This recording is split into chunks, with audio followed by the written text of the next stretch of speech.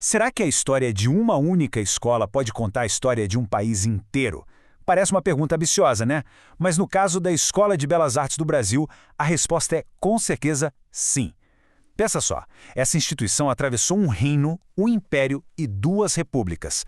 Ela foi um verdadeiro espelho das tensões, dos conflitos e, claro, das glórias de uma nação que estava sempre se reinventando. Então, vamos mergulhar nisso. O que a gente vê aqui são 4 nomes diferentes para a mesmíssima instituição. E aí vem a grande questão. Por quê? O que essas mudanças de nome nos contam sobre a jornada do Brasil?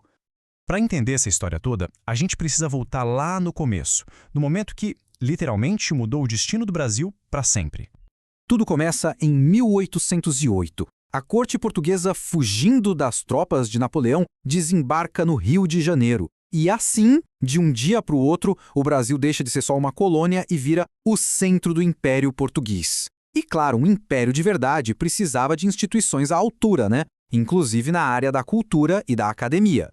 E foi para essa missão que Dom João VI convocou a famosa Missão Artística Francesa. Era um grupo de artistas de muito renome liderado por Joaquim Le Breton, que veio com uma tarefa bem específica: criar uma academia nos moldes europeus e finalmente estabelecer o ensino formal das artes aqui no Brasil. E olha só, a escola não surgiu do nada, sozinha. Ela fazia parte de um projeto muito maior de nação, que incluía a Biblioteca Real, o Jardim Botânico, até o Banco do Brasil. A Escola Real, fundada em 1816, era mais uma peça-chave na construção desse novo país. Agora, vamos avançar um pouco no tempo. O Brasil se torna independente, e a escola entra numa fase completamente nova, uma fase, aliás, marcada por muitas, mas muitas disputas internas. Com a independência, a escola renasce em 1826, com um nome imponente: Academia Imperial de Belas Artes. Só que a mudança de nome não resolveu todos os problemas. Pelo contrário, trouxe novos desafios, que refletiam bem as dores do crescimento de uma nação jovem que ainda buscava sua própria identidade. No finalzinho do Império, a academia era um verdadeiro campo de batalha de ideias. De um lado tinha o grupo dos modernos, que olhavam para Paris, queriam liberdade de expressão e chegaram a criar o Ateliê Livre como protesto. Do outro lado, os positivistas, que tinham uma visão totalmente diferente. Eles acreditavam que a arte tinha que ter uma função social, ser para todo mundo. Chegaram a propor fechar a academia, que eles achavam elitista, para criar pequenos museus públicos por todo o país. Então, percebe? Era muito mais que uma briga sobre arte. Era o reflexo da tensão de um Brasil que debatia seu futuro. E aqui está o ponto crucial. A academia dependia totalmente do poder político. Ela era financiada pelo próprio imperador Dom Pedro II. Quando a República foi proclamada, em 1889, a monarquia caiu e, junto com ela, foi a principal fonte de sustento da academia. Com a queda do Império, não teve jeito. A instituição precisou se reinventar mais uma vez para conseguir sobreviver na recém-nascida República. Em 1890, ela ressurge como Escola Nacional de Belas Artes. O nome era novo, prometia modernidade, uma ruptura total com o passado imperial. Mas, na prática, a mudança foi bem lenta. A resistência interna e os velhos hábitos acadêmicos, sabe como é, eram muito difíceis de largar. E essa luta se arrastou por décadas. A escola parecia meio presa no tempo, até que um ano específico chegou para mudar tudo: 1930.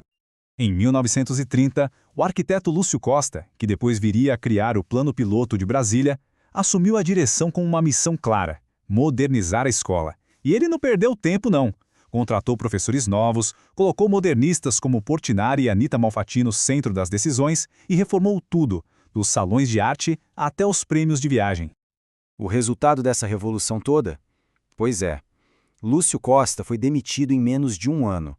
A oposição dos grupos mais conservadores foi tão, mas tão forte que o mandato dele foi interrompido de forma bem abrupta.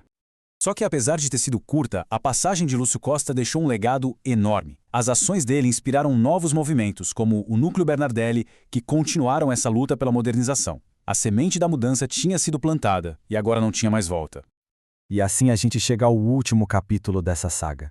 Um capítulo onde o legado da escola sai dos muros da academia de um jeito que ninguém esperava. A modernização continuou, claro. Em 1952, um marco histórico. A pintora Georgina de Albuquerque se tornou a primeira mulher a dirigir a instituição. E, em 1965, a escola finalmente ganha o nome que tem até hoje, ao ser integrada ao FRJ. E essa poderia ser a conclusão da história, né? A escola consolidada no mundo acadêmico, mas o maior impacto popular dela ainda estava por vir. Vamos avançar mais uma vez no tempo para um ano bem mais perto da gente, 2018. Naquele ano, para celebrar seus 200 anos, a Escola de Belas Artes recebeu a maior homenagem que poderia imaginar. A Escola de Samba São Clemente simplesmente levou a história dela para a Avenida, para Sapucaí, com o enredo academicamente popular. As palavras do carnavalesco Jorge Silveira, que foi aluno da escola, resumem perfeitamente essa conexão. Ele fala sobre como professores e artistas formados lá levaram conhecimento técnico, acadêmico para dentro dos barracões, ajudando a transformar o carnaval nesse espetáculo gigantesco que a gente conhece hoje. E assim, a jornada de uma instituição que nasceu para a elite, por um decreto real, termina sendo celebrada na maior festa popular do Brasil. O que nos leva a uma reflexão final, né? O que acontece quando a tradição acadêmica encontra a festa do povo? A história dessa escola nos dá uma resposta e tanto.